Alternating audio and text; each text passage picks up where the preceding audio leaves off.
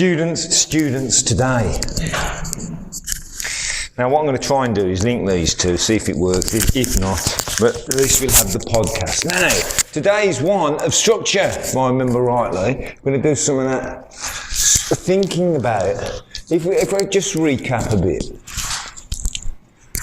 On Monday, we set off thinking about, is it possible to do a project in 100 days? That's what we set at. And we all went, nah.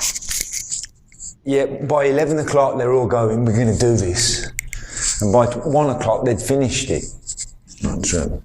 But we have this concept of, we might not know where we're going, but we know where we want to be.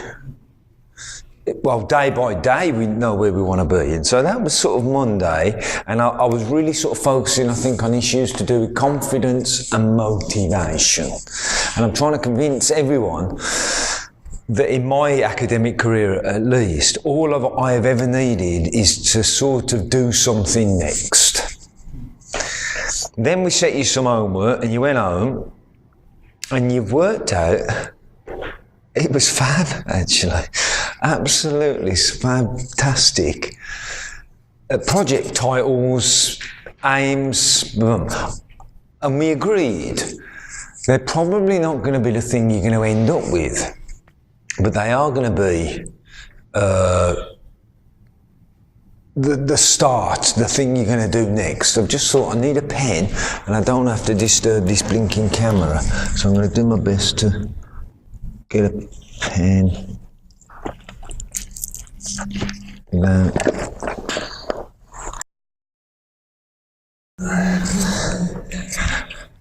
So, and I'm genuine when I say each of yous, maybe not you, sir, but don't worry, I've got plans for you. I'm going to pick, by the end of today, you're in the shit. Each of you might not be confident totally, or might not, but if a professor of anything now was to walk in that door and ask you what your doctorate's on, you've all got a sort of running title, you've also all got a sort of running area, you've all got something that you didn't have on Monday. Because what we also agreed over the last couple of days is nothing special is going to happen. I promise you.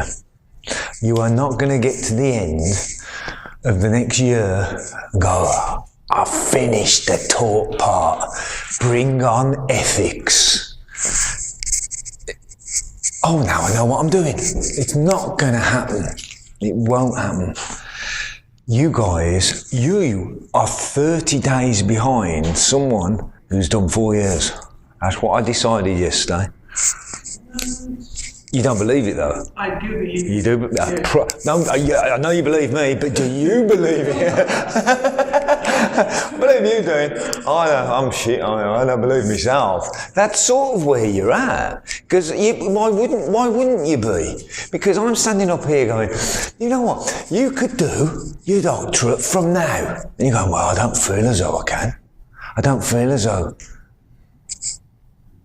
But you've already made a start. If you trust me on that, if you believe that what you've already got in terms of your title, your topic area, and whatever that looks like in terms of some loose questioning, or even the fact that after I bullied you all individually yesterday, you've got some different ideas because you know you upped your game a bit, and you know you've got... Guess what? You couldn't have done that on Monday. And that's what this is about now for the next 100 days, for the next 200 days, for the next 300 days. And I also said, so there's that bit, but that's great having a bit of a plan. There's nothing unless you act on it. You're going to have moments. In fact, most of your life is going to be one long moment of feeling as though you don't know what you're doing. I promise you, every step you take, you won't know what you're doing. And then you're going to look around and go, right, I know what I've done. It really will. But then, the next step you take, you know what you've done up to that point. So there's within the clue. The more you do,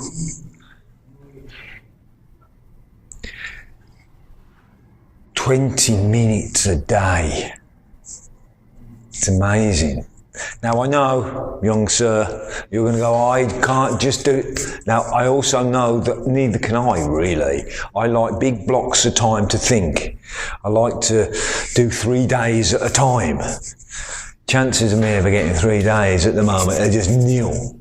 So I just tick over, and when I can do 3 days, when I get a week off, or when I can shut the door from whoever, then great, grab it. But in between, just promise yourself, and not reading, right? Not reading. I'm not having no more of this. My colleagues will go, you know, you could just read a good book.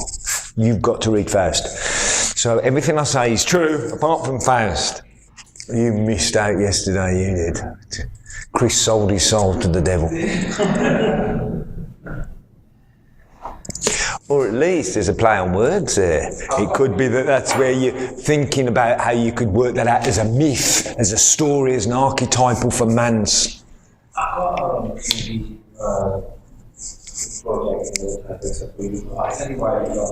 No, you won't need to. I'll tell you why. Because we've already got plans for you, sir. You're in the shit. Do you think you...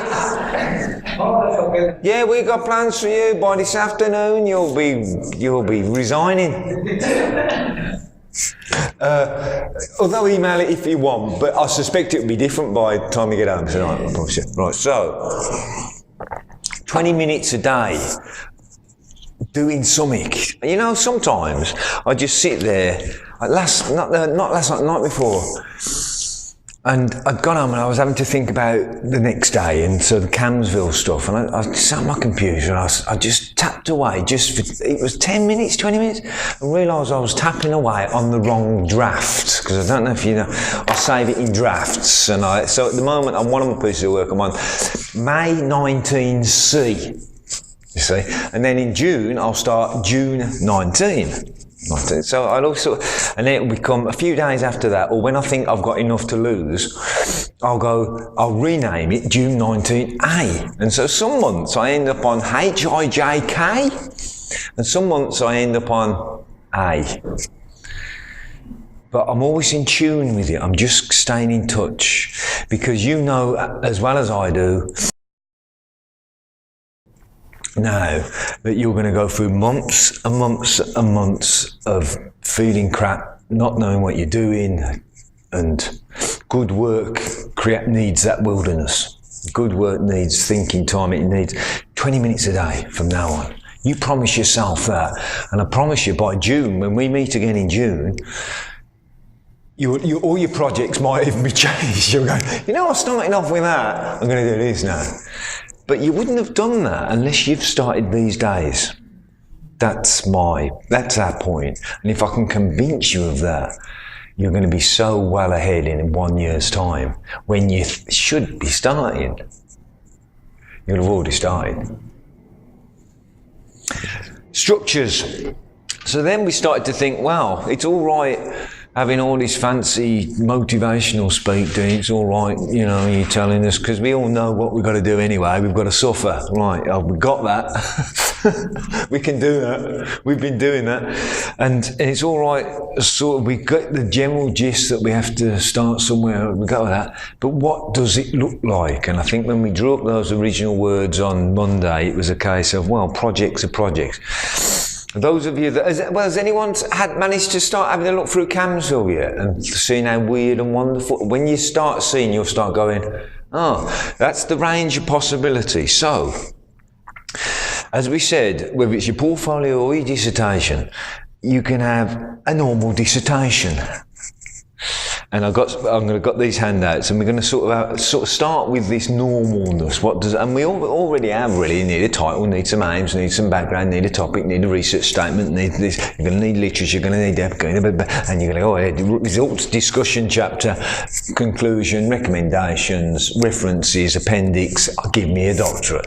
That's your usual run through, and that's what I'm marking one at the moment, and that's sort of what I expect to see, and that's what I'm seeing, and it's okay. That's your default. You could fall back onto that any time. In fact, you could think about what you did for your masters and just double it, 3 times it or whatnot. You know what? You could write a research dissertation if you wanted. But you guys are doctoral students, and you've not got freedom will kill you. It's not freedom so much, but you've got scope to do other stuff. So if you've got your template there, your bog standard, which we'll look at now, but away from that, away from this archetype, you could do absolutely anything so long as you do 2 things. Contribute something new to your topic area. And when I say contribute, depending on your colour epistemologically now, depends on what that means. And so we know if you're red or blue, mostly, but definitely red, contribution means discovery. That's what it means. If you're blue, green, yellow, if you're in the interpretive block, to varying degrees now, you're going to invent. It sounds terrible, doesn't it? You're going to invent, but it's not. I call it invent because I think it undermines stuff. You're going to infer. You're going to induce, not deduce. You're going to induce. What else are you going to do? You're going to explore, illustrate, find. But if I was really wanting to push you, and I do, I think you're going to be reflexive. And what does that mean? I think you are going to find that you are definitely part of the work. So if in the normal template of things, you're empirically unbiased, scientifically clean, in the lab, trying not to, or you know this stuff, then you're not in it at all. The facts are meant to speak for themselves, and if someone comes along and repeats your study, they should get exactly the same results, and there's this simile and synergy. Again, sod that. You're now doing I want you to be the research, to be it's a one-off piece of work. It's bespoke. Your doctorate is going to be so brilliant, and your contribution will be made through your imaginative thinking. Only you could have come up with that. Only John Lennon could have reimagined. How fantastic. Only Vivienne Westwood could have made those shoes with heels that break your ankles.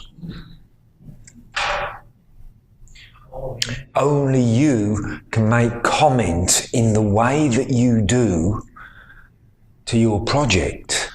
So you've got your topic area, so whether it's Botox, or whether it's Nigerian men, or whether it's a simile of Faust as an archetype, or whether it's dialysis, you're going to add a voice which is going to be different.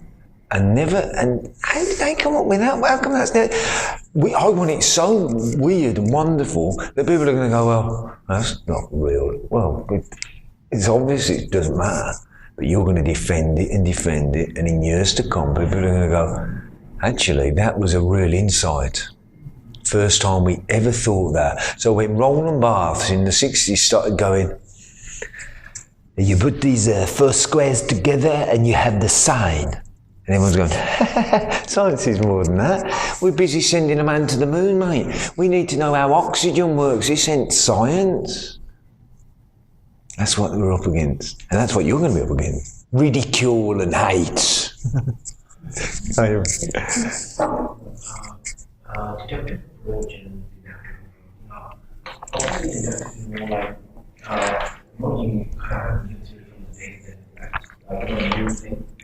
Yeah. More like technical, or start writing. Do we have because we have to go to a model, we have to do it to explain our conditions. Yep. We have to explain our conditions in that theory, and we got another data that we have to like our own. Yep. Yeah. Materials. Yep. So then, in part of the discussion, conclusions, etc., you're not kind of confirming the another two that you won't introduce it into the main topic. Yeah. It's like a new thing. You know, for example, in an MSc, what we used to do is like, you have to do it. Yeah. You apply it, you go argue, and you come out with something. Yeah, you guys are now no longer in that luxurious position, and the reason you're not in that luxurious position is because you're going to become one of 100,000 people interested in your topic. At the moment, you're one of 100 million. But you're now going to be theoretically moving your way to the top. And there's a million ways of doing that, by the way. There isn't just one. The Reds will tell you, well, it's about discovery. Oh, I discovered a new atom. Put me on the periodic table. Einsteinonium. There is an Einstein. Well, you've got to give him one, haven't you? It's not like that for us in social sciences. You can make your way to the top by knowing everything about everyone that knows everything about your topic. And you write a literary appraisal. It becomes more of a literary assumption. Or you find a particular issue and you collect data about it in a different way. You get your doctorate. Or you collect the same data, but you analyse it in a different way. You're not changing the world. You're changing your part and relationship with that part of the world. And that's not deductive. And it can't, social sciences, there's no deduction in the social sciences. I know we tried it for 50 years. Herzl was even when you think of Heidegger and someone, all of us were trying to be scientific about stuff that you can't test. How can you test the story of Faust? You can't. It's a story. But we all know there's certain truths in these stories. We know we think in stories. We know we think in portfolio. We know artifacts in my life have somehow make me, whatever that means. And I'm a social constructionist. I don't even exist. But this is the fun you can potentially have now. You're going to bring something new to bear, and it's going to be inductive. And what do we know about inductivity? It looks like this. Shit, I don't know what I'm doing. Oh, just do that. Shit, I still don't know what I'm doing. Oh, God. What did I do yesterday? Oh, I did that. Well, that worked. I'm going to do a bit more of that. I don't know what I'm doing all the way along. That's what induction looks like. Deduction looks like this. Well, I've got a question. It's a perfectly good question because it's a research question and it's the right question. It's the only question. I have a hypothesis and it's a perfect hypothesis because I've got two perfect variables. Well, we all know they're not perfect, but they're good enough. So I know where I'm going. Def that day, def that day, def that day. Because I've got a fixed design, I know what I'm going to end up with. At the end, I'll end up with some data and I'll be able to analyse it as this. And so I'm just going straight over there. Look what I've done. That's the deductive model. That's what you did at level 7. You knew you were fudging it when you were doing it. You knew you felt unsatisfied. That's why you're here. You know you can do better. You felt unsatisfied because you knew you were just trying to impress the tutors. You knew that you didn't have enough data. You knew that even though you were trying to compare your cohorts or you were doing whatever, a quasi-experimental design pre-post or all this methodological design, but you weren't really, and then it came to, and definitely what happened there, because you spent all your time doing the literature review, because that's what you do at level 7, because you're shitting it, you're scared and you don't know what you do. And you go, oh, just all this literature, and you've got this fantastic 10,000 words of literature and 4,500 words worth of everything else. But the main thing you should have been doing was the analysis. But at level 7, you're told that you can't be involved in the analysis. Oh no, you have got to have statistics. Because statistics, the mathematical language of the gods, is going to prove that reality is objective. So there you go, I interviewed 1 man and 9 women, and that was your statistics. The funniest thing is, and you did, didn't you? Because I did the same. And the thing is, what I'm going to be arguing, though, in your actual dissertation is I think you should have some simple descriptive statistics, if only for irony's sake, to take the P in some ways, to show how developed your semiotic analyses are, to demonstrate how complex your metaphysics are. Metaphysics, wow. Christ, I didn't even know what the word, well, I still don't know what the word means. Imagine you're doing your Viva and you're talking metaphysically about stuff that can't be tested, but there is an archetypal sense to that.